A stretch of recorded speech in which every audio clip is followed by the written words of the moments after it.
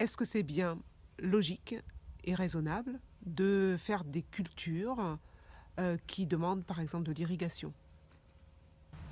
L'écosystème camarguais a été privé de son eau quand l'homme a voulu ériger des digues pour pouvoir vivre plus paisiblement dans cette Camargue. Cette Camargue était très marécageuse, elle recevait plusieurs crues par an, crues qui inondaient mais qui coupaient les voies de circulation entre les hommes. Donc l'homme a créé des digues et en créant ces digues, il a fait disparaître cet écosystème qui vivait grâce à ces crues et donc c'est grâce à la riziculture aujourd'hui qu'on est capable de mettre beaucoup d'eau dans cet écosystème.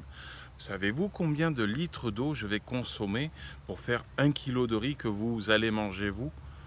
Eh bien, c'est assez honteux, on va dire, mais je vais pouvoir consommer jusqu'à 20 tonnes d'eau.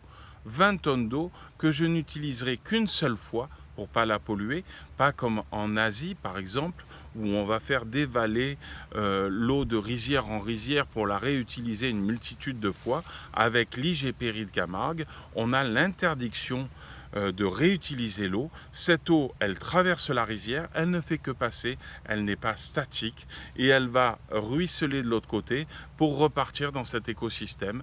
Elle repart toutefois plus propre que ce qu'elle est rentrée, puisque en règle générale, les eaux étalées en fine couche au soleil, eh ben, ça nettoie l'eau, puisque c'est un phénomène de lagunage tout à fait classique. Voilà, l'écosystème, il vit en partie grâce à l'eau qu'on utilise dans les rizières. Et cette culture va très bien à l'écosystème camarguais. Voilà, c'est ce qui est important de comprendre.